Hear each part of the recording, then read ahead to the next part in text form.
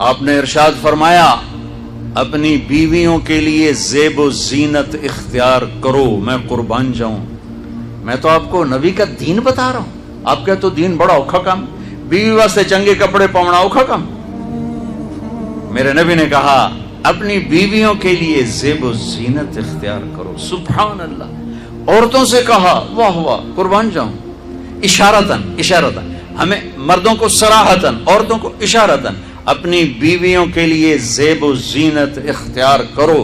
بنو اسرائیل میں زنا اس لیے پھیلا کہ مردوں نے بیویوں کے لیے زیب و زینت چھوڑ دی تو وہ غیر مردوں کی طرف مائل ہو گئیں، اور پھر عورتوں کو فرمایا کہ خامدوں کے لیے تیار ہو۔ کیسے؟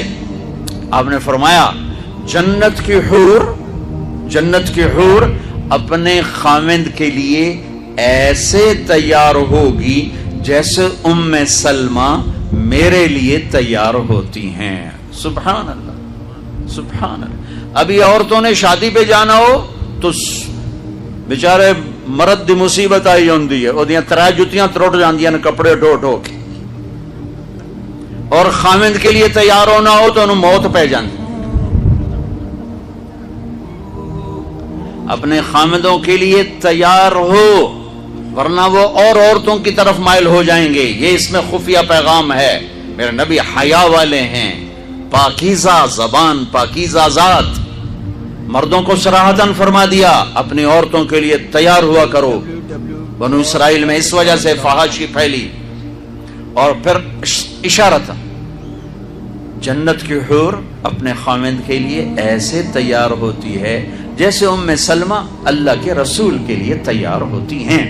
جب حضرت فاطمہ رضی اللہ تعالیٰ عنہ کی شادی ہوئی اور نکاح ہو گیا اور رخصتی 1 ماہ بعد، 2 ماہ بعد، 6 ماہ بعد، 1 سال بعد یا فوراً، یہ ساری روایات ہیں، لیکن زیادہ صحیح ہے کہ کچھ عرصے بعد رخصتی تھی، فوراً نہیں تھی۔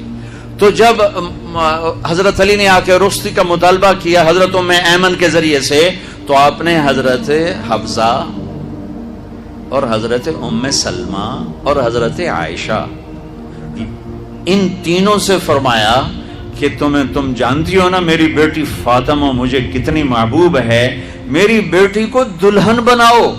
اللہ اکبر، میری بیٹی کو تیار کرو۔ یہ میں دین بیان کر رہا ہوں، بے پردگی نہیں، بے حیائی نہیں، زیب و زینت میرے دین کا حصہ ہے، میرے نبی کی شریعت ہے۔ میرا نبی خوبصورت دین لے کر آیا ہے، ایک خوبصورت زندگی لے کر آئے ہیں۔ پتہ نہیں ہم نے کہاں سے عجیب و غریب دین کے فلسفے نکال لیے ہیں۔ سبحان اللہ، قربان جاؤں۔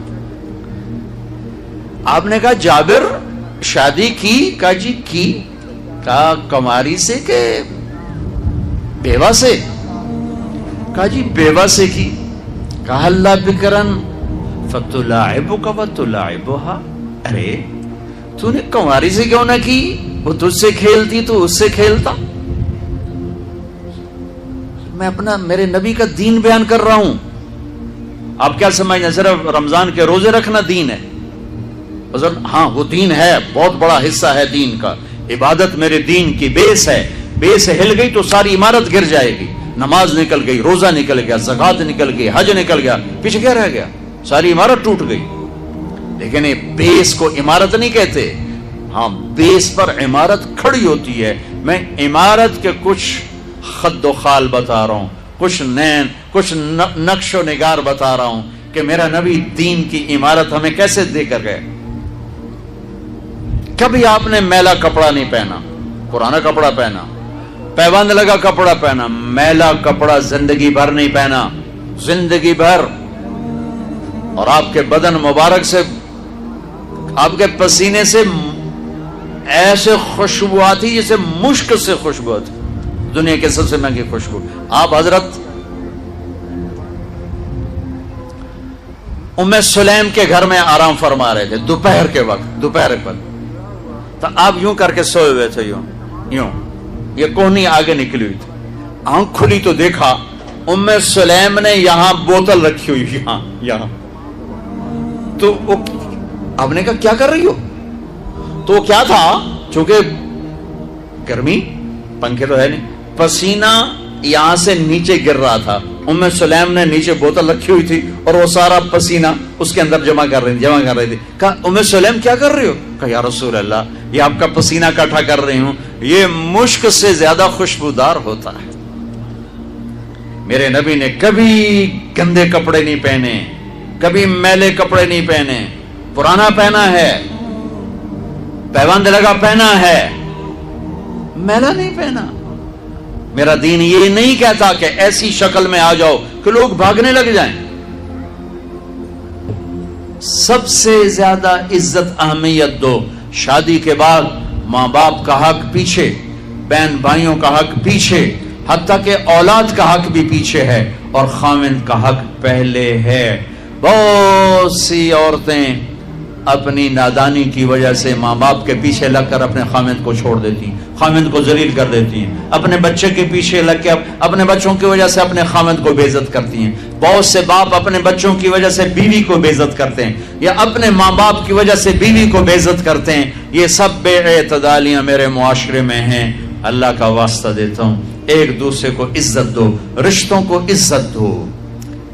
ہر ایک کا اپنا مقام ہے، ہر ایک کو اپنے مقام پر رکھو. ماں باپ کی وجہ سے بیوی کو بے عزت نہ کرو، بیوی کی وجہ سے ماں باپ کو بے عزت نہ کرو، بیوی اپنے ماں باپ کی وجہ سے خاوند کو بے عزت نہ کرے. یہ وہ رشتہ ہے جس میں اولاد بھی نہیں داخل ہو سکتی. اولاد کو بھی پیچھے کیا گیا ہے خاوند اور بیوی کے رشتے میں. اور یہ وہ رشتہ ہے جس سے میرے اللہ نے اپنی نشانیوں میں سے ایک نشانی بتایا ہے. ایک نشانی، من آیاتہ ان خلقکم من تراب. میں ٹپس پڑھتا ہوں آیات کے، ساری آیت نے. میری بہت بڑی نشانی تو میں مٹی سے بنایا. واقعی نشانی ہے نا بھائی؟ ارے بولو. من آیاتہ خلق السماوات والارض. میں نے ایک آیت چھوڑ دی، بعد میں پڑھوں گا. میری بہت بڑی نشانی زمین آسمان کا بننا. واقعی بہت بڑی نشانی. من آیاتہ منامکم باللیل والنہار. میری بہت بڑی نشانی تمہارا سو جانا اٹھنا. واقعی بہت بڑی نشانی. من آیاتہ یریکم البرق خوفا وطمعا. میری بہت بڑی نشانی بادل، بجلی، گرج، بارش. واقعی. من آیاتہ ان تقوم السماء والارض بامرہ. میری بہت بڑی نشانی زمین آسمان کھڑے ہوئے ہیں. من آیاتہ ان یرسل الریاح مبشرات.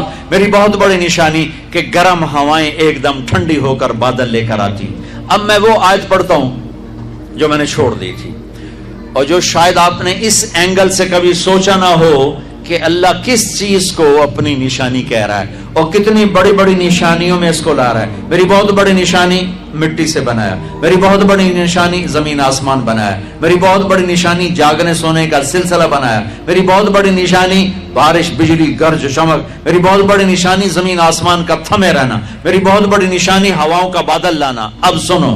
من آیاتہ ان خلق لکم من انفسکم ازواجا لتسکنوا الیہا وجعل بینکم مودۃ ورحمہ ان فی ذلک لآیات لقوم یتفکرون.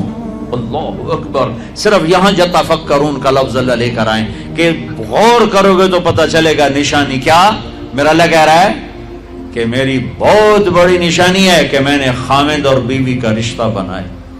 کبھی یہ اس طرف دھیان گیا ہے کہ یہ جو ہم خاوند بیوی بیٹھے ہیں یہ اللہ کی بہت بڑی نشانی؟ کبھی خیال ہے؟ اللہ اکبر. اللہ نے ماں باپ کا رشتہ بنایا، اسے نشانی نہیں کہا. اللہ تعالیٰ نے اولاد کا رشتہ بنایا، اسے نشانی نہیں کہا. اللہ نے دادے پوتے بھی جتلائے، اسے نشانی نہیں کہا. اللہ نے پھوپھی خالہ بھی بتائیں، دادیاں نانیاں بھی بتائیں، اسے اللہ تعالیٰ نے نشانی نہیں فرمایا. نشانی کسے فرمایا؟ خاوند اور بیوی. یہ میں نے رشتہ بنایا، یہ میری کتنی بڑی نشانی ہے. اس ایک رشتے کو باقی رکھنے کے لیے سینکڑوں آیات ہیں، سینکڑوں آیات. اور طلاق سے نفرت کا اظہار. میرے نبی نے کہا علی طلاق سے بچنا. جب طلاق دی جاتی اللہ کا عرش کانپ اٹھتا ہے. ناجائز طلاق، بے جا ضرورت کی وجہ سے طلاق لی بھی جا سکتی ہے، دی بھی جا سکتی. یہ میں ایک اضافہ کروں گا. بہت سی بچیاں نہیں گزارا ہو رہا، خاوند بدتمیز ہے یا سسرال ظالم ہے، وہ کہتی ماں سے میرا گزارا نہیں ہو رہا، میری جان چھڑا دو. نہیں بیٹی، گزارا کرنا ہوگا، صبر کرنا ہوگا، گزارا کرنا ہوگا، یہیں رہنا ہوگا. یہ ماں باپ کا ظلم ہے، یہ ماں باپ کا اپنی اولاد پر ظلم ہے. ہمارا تو زمیندارہ ماحول ہے پنجاب کا. میں نے اپنے خاندان کے بتاتا ہوں، بچیوں پہ ظلم ہوتے دیکھے، پھر ان کی فریادیں بھی سنی، پھر ان کے ماں باپ کا ظلم دیکھا. اتنا ہی رہنا ہے، اتنا ہی گزارا کرنا ہے، بس اسا ایک باری تیرا کر دیتا ہے، ہوں اسا کوئی نہیں کرنا، پیچھا مڑ کے نہ پیا میں، جی میں کرنا ہی کر، ساڈا کوئی ذمہ نہیں. ماں باپ کہتے ہیں، ماں باپ کہتے ہیں. اور وہ ماہی بے آب مچھلی پانی کے بغیر تڑپتی ہے، اس طرح اس کا دن اور رات ہے. زندہ کی کھال کھچ رہی ہے، اس طرح اس کا دن اور رات ہے. اور ماں باپ کا جبر، گزارا کرنا ہے، گزارا کرنا. تینوں بعد کون تیرا رشتہ کتوں آئے گا، تیری شادی کتوں کریں گے. ابھی تو اس کو ذبح ہونے سے بچا لو. کل تو اللہ نے ہمیں اس کا مکلف ہی نہیں کیا کہ کل کیا ہوگا، کل کو آنے تو دو. پتہ نہیں کل کا دن ہے بھی نہیں کہ ہمارے مقدر میں یا نہیں. ہم کل کے لیے اپنی بچیوں کو ذبح کر دیتے. میں نے ان کو تڑپتے دیکھا. میں صرف اپنی فیملی کی بات اوروں کی فیملیوں کی بات جہاں جہاں تعلقات. کہیں رشتہ قریب کا ہے، لڑکی بدتمیز ہے، بچہ شریف ہے، وہ کہتا ہے ابا جی میں طلاق دینا چاہتا ہوں، میرا اس سے گزارا نہیں ہے، زبان شدید ہے. آئے میرے بھائیو، گھروں کی آبادی اللہ کی قسم، مالدار ہو یا غریب ہو، صرف اچھے اخلاق سے ہوتی ہے. اور گھروں کی بربادی مالدار ہو یا غریب ہو، برے اخلاق سے ہوتی ہے، برے اخلاق سے. دو واقعے اوپر نیچے ہوئے. ایک خاتون ملی، مجھے تعارف کرایا گا کہ ایک خاتون آ رہی ہیں، ان کے خاوند کھربوں پتی ہیں، کھربوں پتی. ٹھیک ہے جی آؤ. اس خاتون نے آتے ہی رونا شروع کر دیا. مولانا لوگ مجھے خوش قسمت سمجھتے ہیں کہ میں بہت بڑے مالدار کی بیگم ہوں، میرا دل زخمی ہے، میرے خاوند کا سلوک اچھا نہیں، میں دولت کو آگ لگاؤں، یہ ہیرے کے سیٹ کو میں کیا کروں جب اس کا سلوک ہی میرے ساتھ اچھا نہیں. چند دن کے بعد ایک نوجوان ملا. مولانا میں اپنی زندگی سے تنگ ہوں، میری بیوی انتہائی بدتمیز ہے، انتہائی زبان دراز ہے، میں اپنی زندگی سے تنگ آ چکا ہوں، 3 بچے ہو چکے ہیں، طلاق دے نہیں سکتا، میں کیا کروں. یہ روزمرہ کے واقعات ہیں. تو ضرورت کے لیے طلاق دی جا سکتی ہے، لی جا سکتی ہے، نہ عیب ہے، نہ تانا ہے، نہ ذلت ہے، نہ کوئی داغ ہے. لیکن ابھی فیصل آباد سے ایک بچی ملی، اس کی بچی گود میں. طلاق کیوں ہو گئی؟ سسرال نے کہا بچی کیوں پیدا ہوئی ہے، گھر واپس جا. طلاق دے دی. بچی پیدا ہونے پہ طلاق دے دی. پچھلے ہفتے ملا ہوں، پچھلے ہفتے. کیا قصور ہے کہ بچی پیدا ہوئی طلاق دے دی. اور یہ 3 دن پہلے اسلام آباد میں خاتون ملی کہ سسرال نے گھر سے نکال دیا. کیوں؟ 3 بچیاں گھر سے نکال دی. 3 بچیاں پیدا ہونے پر گھر سے نکال دیا. یہ بھی اسی دیس کی کہانی ہے، یہ بھی اسی دیس کی دکھ بھری داستان ہے. ظلم صرف وہ نہیں جو بھتہ کی پرچیاں آ رہی ہیں اور جو دہشت گردی ہو رہی ہے، یہ گھر جیسے وہ بہت بڑا ظلم ہے، ایسے یہ بھی بہت بڑا ظلم ہے کہ کہیں بچیاں ذبح ہو رہی ہیں، کہیں بچے ذبح ہو رہے ہیں.